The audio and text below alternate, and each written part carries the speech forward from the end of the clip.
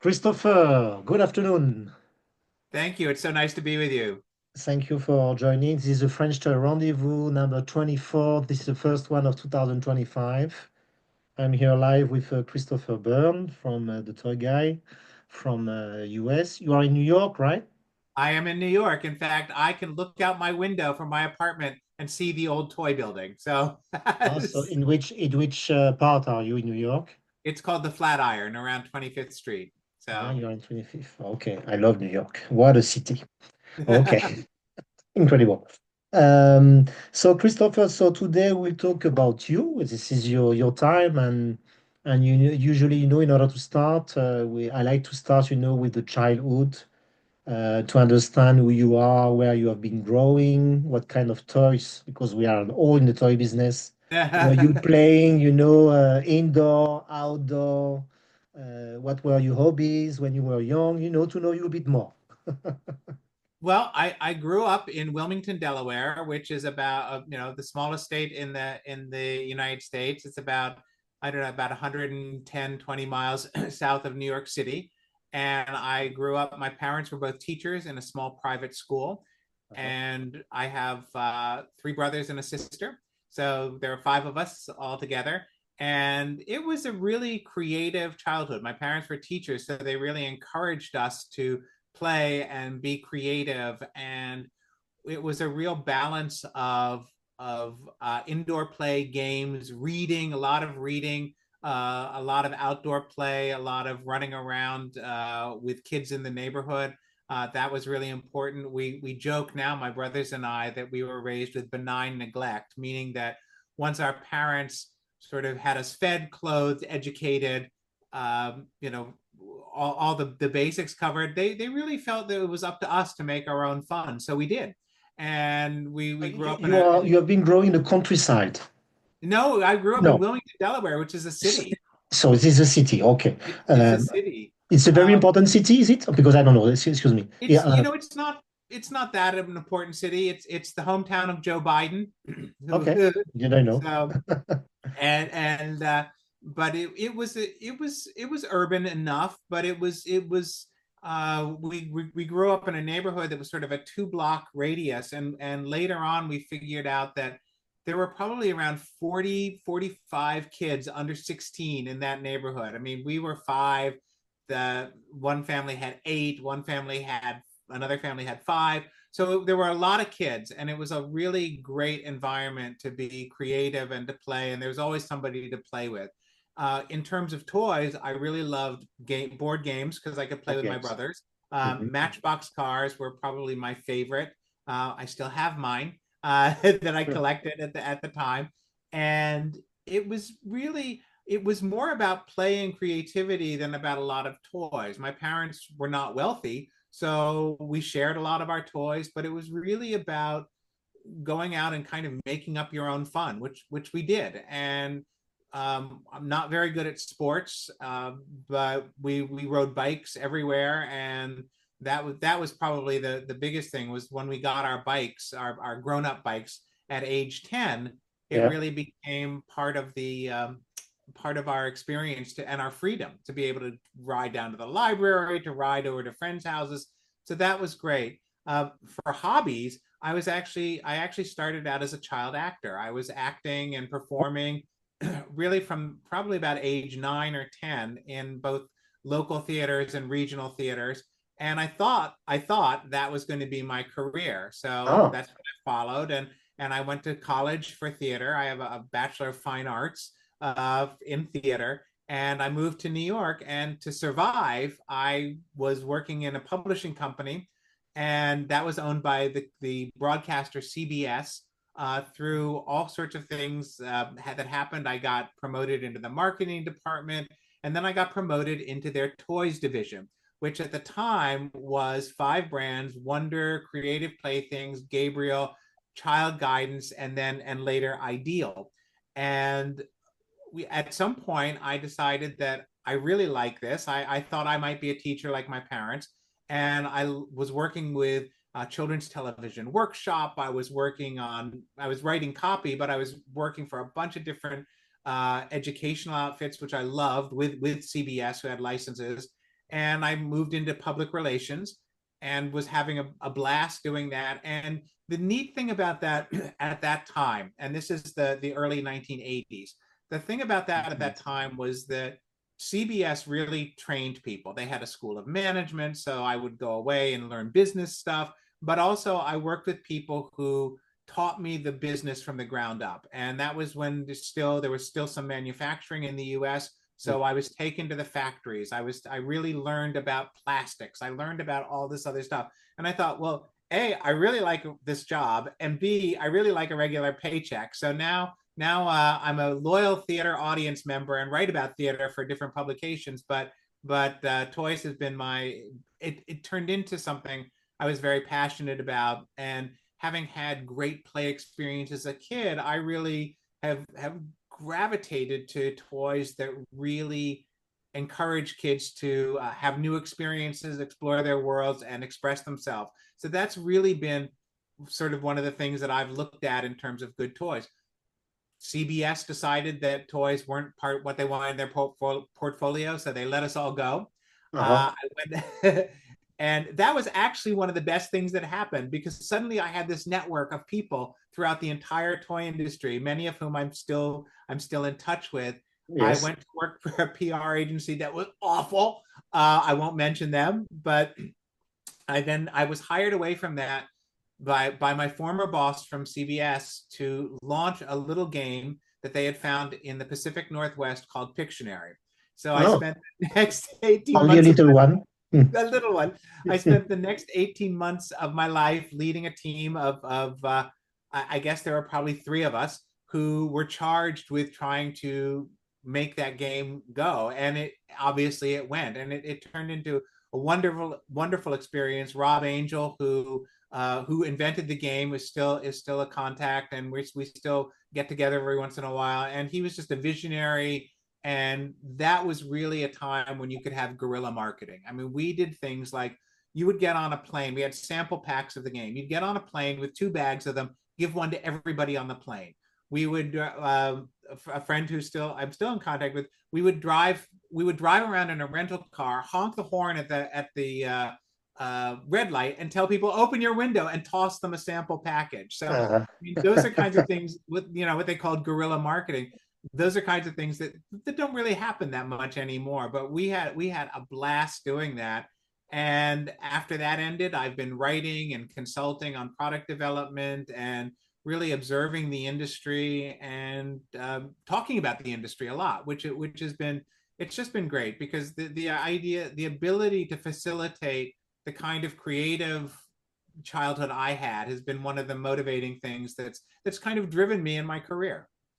when was your first New York Toy Fair? My first New York Toy Fair was 1981. 81. Wow. 81. And where was the at that time? Was it already in the Javits or? No, it was not at the Javits. It was I was at CBS Toys, and so we had 2 showrooms at 41 Madison Avenue, which is around in what they call the Toy District in Madison Square Park, and then across the park was the Toy Building that had Yes. been a hotel. They'd been in the Fifth Avenue Hotel, Yeah. and since around 1960 had been exclusively toy offices. So that's where a lot of people had year-round toy offices.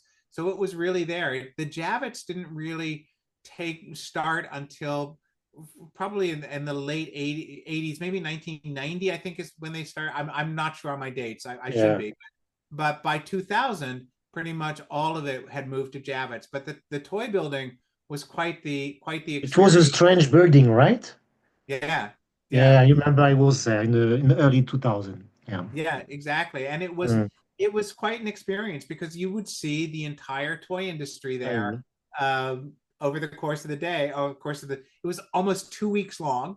There were a lot of small manufacturers that came from all over the world. It was a big media event. TV crews would come from as far away as San Francisco or Japan to cover the toy fair in New York, because it was big news. New York became kind of toy city for two Yeah. weeks.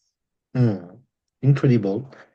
Okay, so that's so you've been always a toy guy, by the way. You're always working in toy business. Yeah, I've always worked in the toy business, and the way I got that name was there used to be a show, I don't know if it's still done, out of California called Home and Family, and I would be a guest on there talking about toys.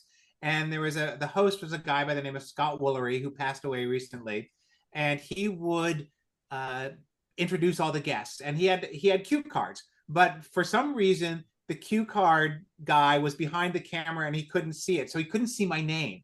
So Uh, he just said, "Oh, we got the toy guy here, okay. and we got a toy guy here," Uh, and that tickled him. And so the next time I went back, he did that again, and so that's how he started calling me that. And then I thought, I'm going to trademark that. So mm. that's basically how I got the name. So that's funny. Okay, so we are, you mentioned after CBS, you went to the PR agency. And what about in the last years? When have you been arriving in this global toy news and all those things? When was So that? well, Global Toy News, I'd worked over the years for almost every toy trade magazine. I'd worked for Toy and Hobby World and Playthings and the Toy Book and Toy Report and all of these things. So I'd worked for them for different years, and through that I became acquainted with Richard Gottlieb, and we became friends.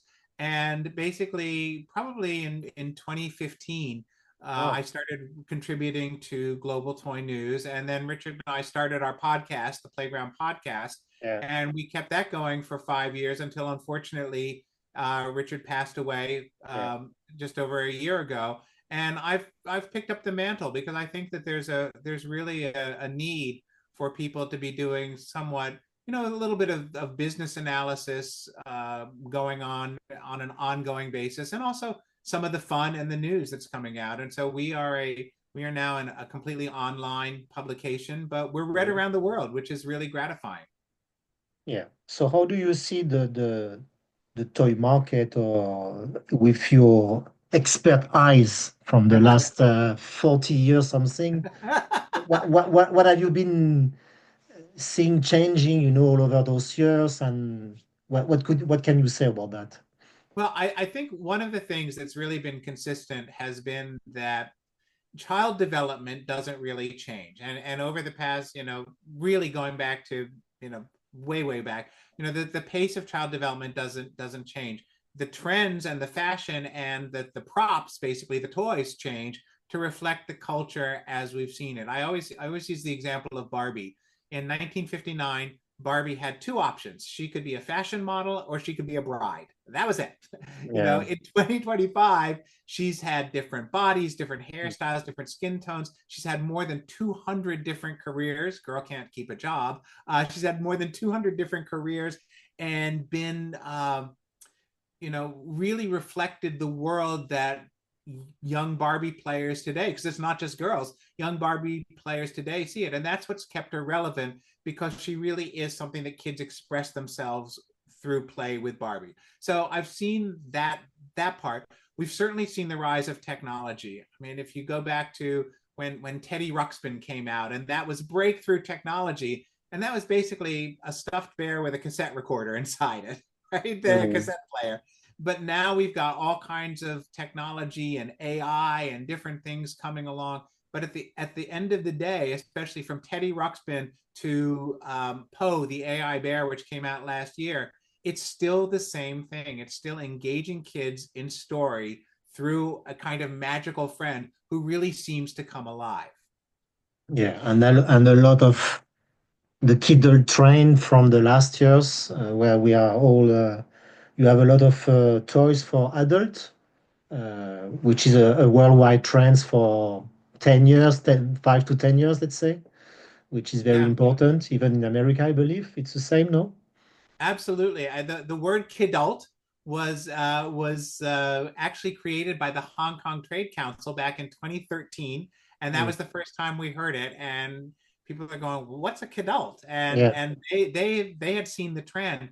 And what we're seeing now is that a lot of adults are playing toys. I mean, yes, companies like Lego, a lot of their growth has come from that kidult sector. Certainly, yeah, action figures and different things. And I love thinking about it in this way, because my grandmother and my mother and collected porcelain figures. They collected like they were called Hummel figures, and I think they're known pretty much internationally. But they were these little characters, and they loved collecting them because they were happy and they put them on a shelf and looked at them.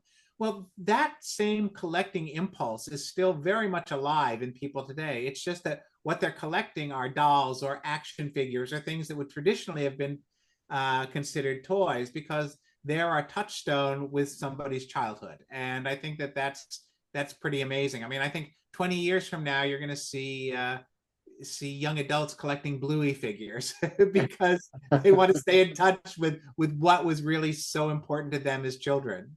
Yeah, yeah, with their own nostalgia from their early Yes. years. Yeah, it's always a cycle of coming back to the ages. Yeah, interesting. And how is the American toy market? How is it evolving in the last years? How do you see it?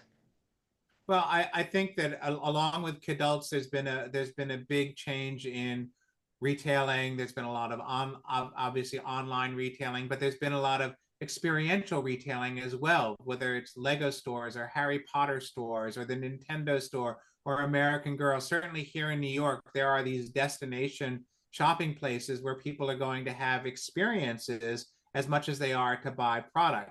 Now, if we look at 2025, it's really we're not sure what's going to happen. I mean, with 145% tariffs recently imposed on all goods from China, that's a big concern because those are costs that are inevitably going to have to be passed on to the consumer. And there's a lot of concern about that. I want to give a shout out to the Toy Association here in the US because they are working so hard to see what they can do to get those tariffs minimized, taken off of toys, perhaps because it really is it's essential to the industry that we're able to function.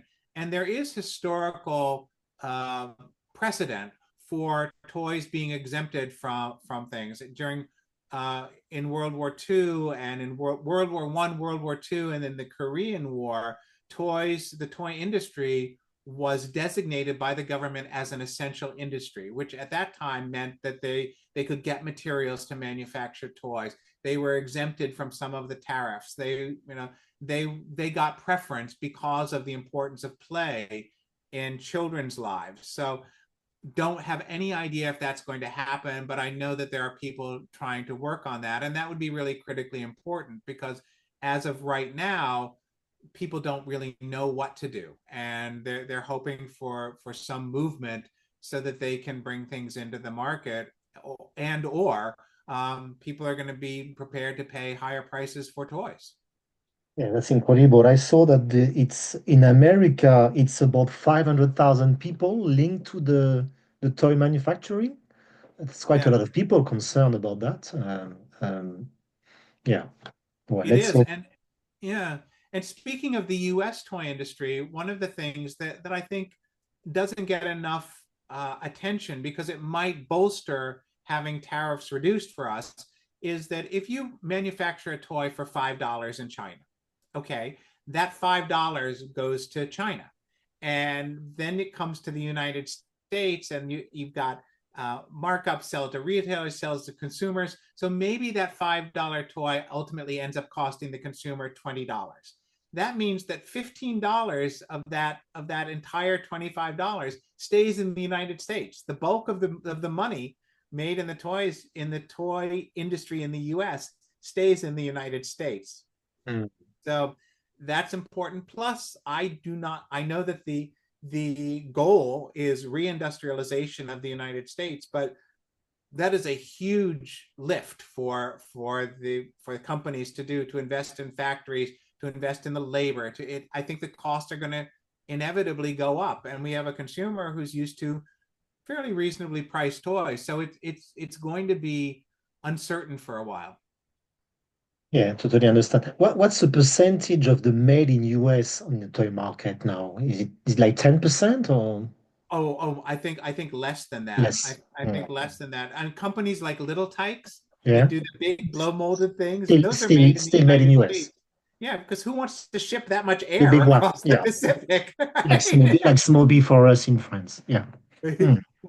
Right. Oh yeah, yeah. And I think that one of the advantages I've seen has been and that might help with manufacturing in the US has been the advances in 3D printing over the past couple of years, which Mm. means that there are 3D printers now that can actually make toys that will be that will pass all of the safety regulations, not just here in the US, but around the world. So that means, you know, a 3D printer can be automated, it can be done, we can make it in the US. That doesn't mean bring a lot of manufacturing jobs.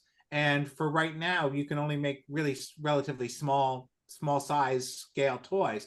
But I mean, that may be something that will continue to grow and continue to evolve technologically. Mm. Okay. And what are the licenses which are on top now in the market in America? Which licenses are doing great? Well, absolutely. In preschool, we've got Bluey. Bluey is doing great. Okay. Bluey is kind of dominant. Paw Patrol is still very strong. It's going into its 11th season on television, which is unheard of, Mhm. and that just speaks to the power of that story. Uh, Peppa Pig is doing well from the UK. Those are sort of the dominant preschool.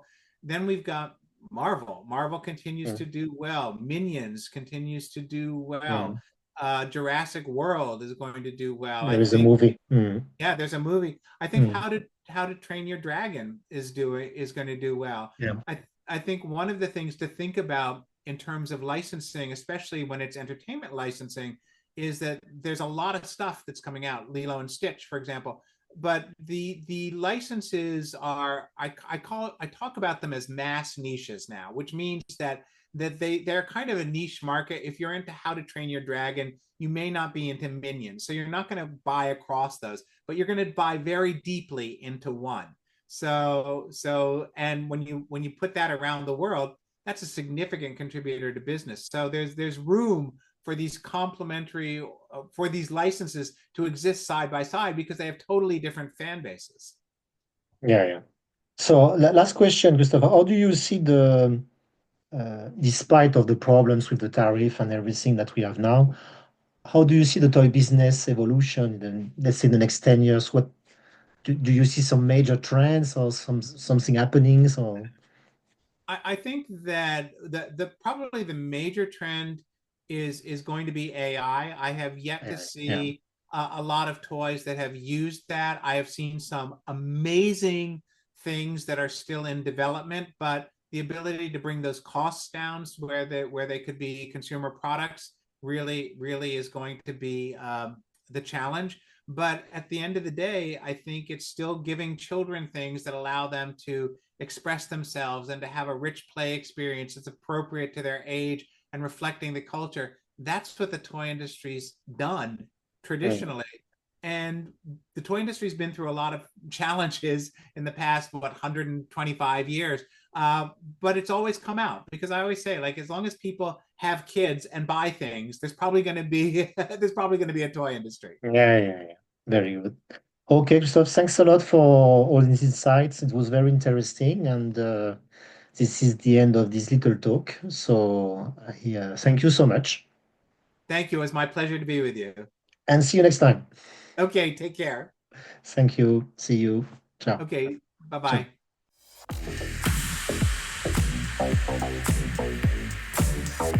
bye.